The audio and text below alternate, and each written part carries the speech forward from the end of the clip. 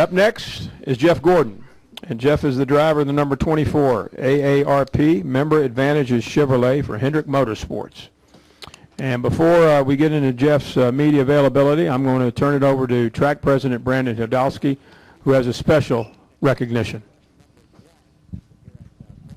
Thanks, Kerry. Thanks, everybody, for joining this weekend. Last night we had our fourth annual poker tournament, and Jeff and his foundation, NASCAR Foundation, were part of that, and thank you for being part of that. We raised $58,000 last year to be split between the two charities, and it's a testament to the power of this sport and the fan base we have. We can do that. But Jeff goes much farther than what he's done locally for us, and as a member of our extended race family, and Jeff always being a really good friend to the track, we wanted to, obviously, in his last year here, give him a little gift as an appreciation and gratitude for what he's done for us. And in the spirit of what my grandfather started, we're going to give you, actually, we're going to give the Jeff Gordon Children's Care Foundation a check for $24,000. Thank you.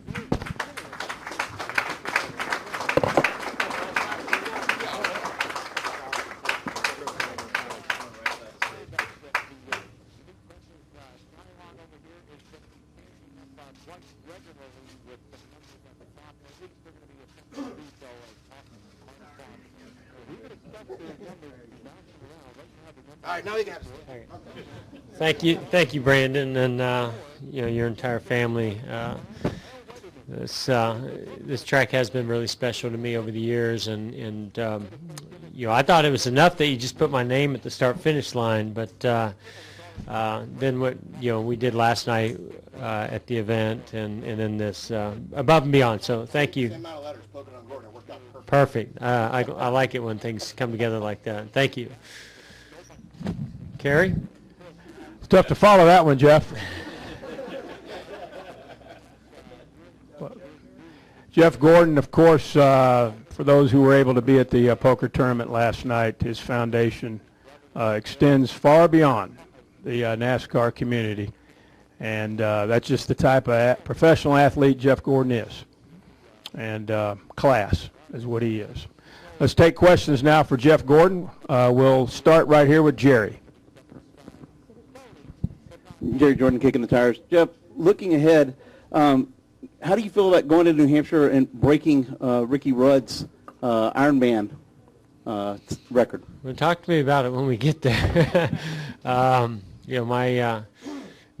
body's aching a lot more these days than it used to. So there are no guarantees in the world and in racing, and so it's something that when I look at today in the streak, that I'm on currently, it's something I'm very proud of, and it's not an easy thing, when you look at those numbers, it's pretty staggering, and it's not an easy thing to accomplish, and so we certainly hope to pull that off, and I think it would be certainly a great notch, when I think of all the stats and the great stats that I've achieved in this sport, that would certainly rank right up there, because the stats that you want to achieve are the ones that are very challenging and difficult, and I think it speaks a lot of my commitment and our team's commitment and to safety and for me of staying healthy and strong and focused on being in every single event that I could possibly be in. Let's go to Joseph. Raise your hand, Joseph. You got the mic? We'll go to Joseph and then to Kelly. Joseph Walken, frontstretch.com. Even though you're not going to be racing next year, what do you want NASCAR to do for the rule package for 2016? Is there anything you would like to see done? Whatever package is going to create, the most exciting racing. I like the fact that NASCAR is really pushing the envelope and experimenting with different packages and ideas. And the thing is, every track sort of demands a little bit something different, and that makes it very tough on the teams to swap packages from track to track. If there was a way to find that balance there with cost as well as performance that also mirrored something with Goodyear and the proper tire for each track. then I would be very supportive of that. I think we all want to see, a little bit more of the cars running. I don't want to say in packs, but we don't want to see them spread out. But we also want to see more passing. Hard to get both of those things. Some tracks offer that when there's multiple grooves. Some tracks don't. So, I think I liked what I saw at Kentucky. I thought that was some great racing at a track that traditionally maybe we haven't seen as many lead changes or passes, and the way the cars drove there I thought was a great challenge for the drivers as well. So it's good when you see all the numbers kind of come together and the drivers liking it. I thought Indy was something I can't really comment on. I wasn't out there long enough, and I think that I would have liked to have seen that package draft down the straightaways a little bit more. I don't know how we create that, where we create this great suck up and the cars can just pull out and pass. I don't know how you do that, but that's certainly what is trying to be done. And maybe at Michigan it'll work a little bit better there. It's hard to say, but right now I'm leaning more towards the lesser downforce package. Let's go to Kelly, and then we'll go to Stu. Kelly Crandall from PopularSpeed.com. Jeff, last week so much was made about your final start in Indy, but on the backside of that, with a finish like you had, it still keeps you in that bubble spot of fighting for this chase. How do you feel being in that position? Do you feel secure where you are, and how do you feel about your team? Is this team ready to make the chase and advance through the chase?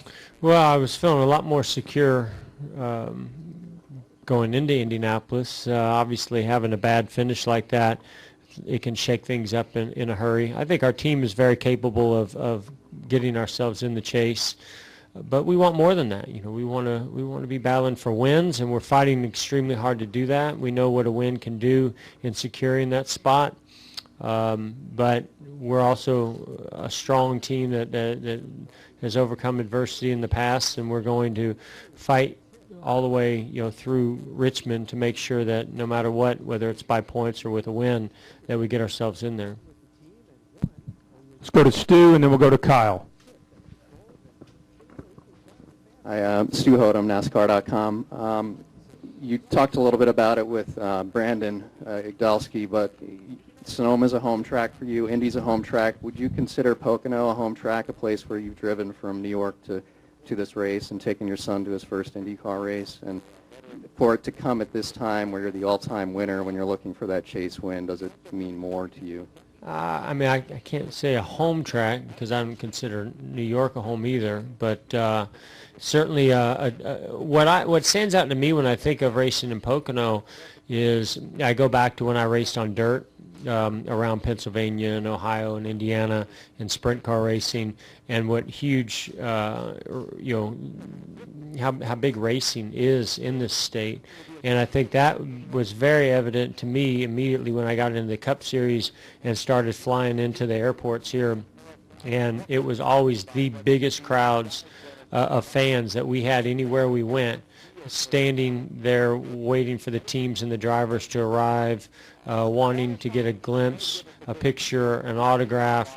And that's been maintained throughout all the years. And when I put a fan club together, our largest number of members were from Pennsylvania, if you took it by state.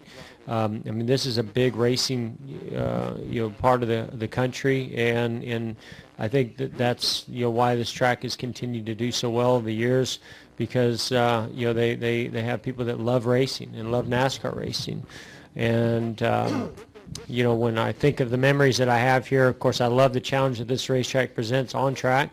I've been driving for a team that has great performance on tracks like this as well. We've been known to get down the straightaways pretty good. This place has a lot of straightaway.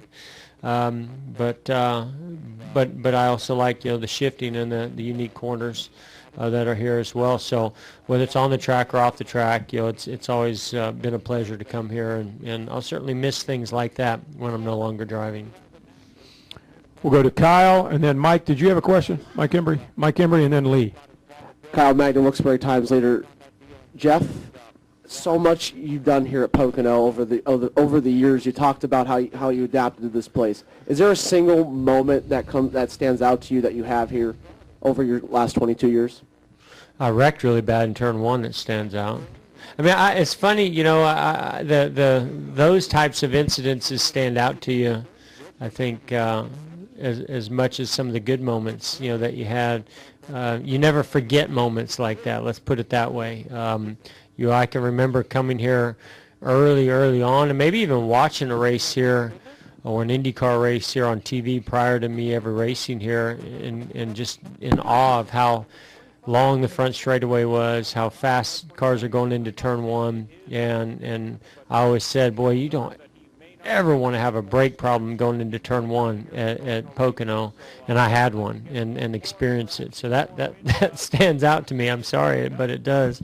Beyond that, you know, I mean, I just always like the challenge this racetrack presents. You know, to drive hard down into those corners, stand on the brakes, and downshift on, you know, what we call basically an oval is something that we don't do anywhere else, and that in itself makes it unique, and I love that challenge. You know, you got to take your hand off the wheel, you got to use the brakes, you got to keep the car underneath you, you've got to give good feedback back to the team to try to get the car to work better through the corners, and then you have 3 unique corners that you have to drive different, set up different. You know, when I think of Pocono, that's what I think of. It's just, I know they call it the tricky triangle, but it's true. You know, it is a very challenging, tricky place to compete at. Well, no, I hit pretty hard. I couldn't tell you what year it was. So I remember seeing the sky when I was going down there, and that was not a fun feeling to have. I don't know. Edwards maybe could tell you what year that was, but I don't remember. Yep. Let's go to Mike Embry, and then we'll go to Lee, and then Dan Gelston, and then finish with Candace. Mike Embry, USA Today. This long streak of starts you've had, you raced in more than a few of those at some level of discomfort with your back, et cetera. Can you put in perspective what Kyle Busch has done in the last couple of months, despite the fact he really hasn't been 100%? Yeah. I mean, I think, you know, when I think of Kyle, I think of Tony, you know, I think of guys that have gone through some major injuries, stepped outside of the car, and had to go through extensive rehab. And I've always heard just how painful and how tough it is to go through that, and you really, you know, find a lot about what you're made of in those moments. I'm thankful that I've never had to go through that experience, but I admire those that have, and you know how they push themselves to the limits, and I think that's what I've seen the most from Kyle this year is, you know, I think when we saw that incident, how bad the injuries were, we heard about how bad the injuries were, I think all of us thought, oh man, you know, 6-9 months before he comes back, and even when he does, what's it going to be like? And I mean, you know, he got back sooner than everybody thought, and he's been on a tear ever since. And so I think a lot of us would like to have a little bit more time off at home, but none of us want to do it that way. And so, yeah, I think it's pretty amazing what he's been able to accomplish. Let's go to Lee, Dan, and finish with Candace. Go ahead. After last week, I mean, obviously it wasn't the finish that you were looking for, but, you know, the outpouring of support from the fans on Twitter was pretty intense. Do you ever see a point where you would get back in a stock car for a one-off at a place like that, or once you get out at Homestead, as far as the Cup level, is that pretty much it? I mean, right now I don't have any plans to. You know, you have to understand it's far more than just what maybe I would desire or want to do. I mean, it takes a team to do it. And that's a total disruption to the organization to go do a one-off race. You know, it's not that it can't be done, but as somebody who is an equity owner in the organization, I recognize the challenges that would come along with that, and what it would do to our 4 teams competing for the wins and the championship. So I probably wouldn't ask them to do that. And if I were going to do it, it would probably be at a short track like Martinsville or something like that. But I have no plans to do it. Yeah.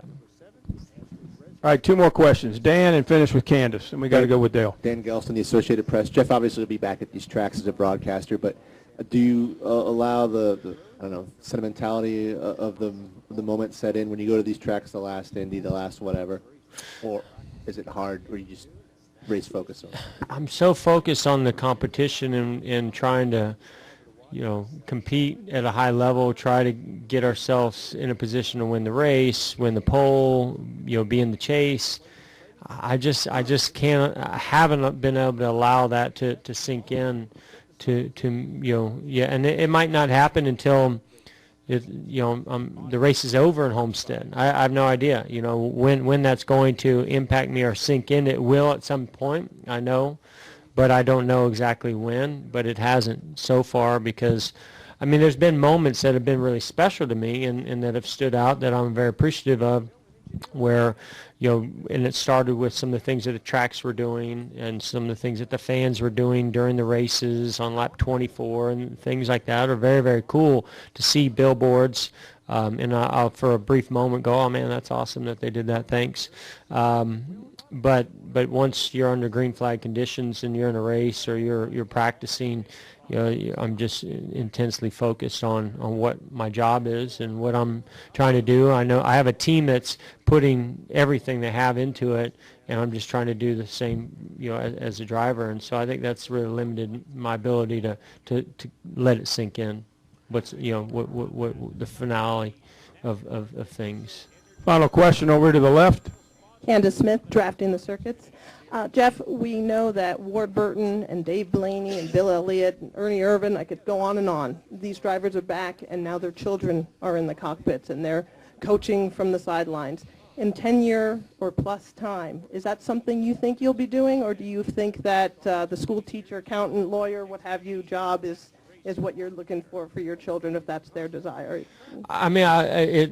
You said it. It's their desire. They have to find what it is that they're passionate about. That's what I've always said is the most important thing to me. And what happened with me was, my parents presented something to me, which happened to be racing, that I was immediately attached to and became passionate with it, towards it, and it didn't matter how hard I had to work. I loved it, and I want them to find that. But as parents, we are going to be presenting a lot of things to them. Heck, my daughter surfed for the first time this week, and I was blown away. She was standing up on a surfboard. It just you never know what it's going to be. You try to read what their personality is like and what things they're enjoying. But there's no doubt both my kids will drive a race car for fun at some point, and if it's something that they really attach themselves to and want to do more of and keep tugging on me and their mom to say, I want to do more of that, then we'll progress with it. But I'm not going to push that on them and make them think that that's what they have to do or try to follow in my footsteps. Yeah, thank you. Jeff Gordon, thank you very much. Good luck this weekend.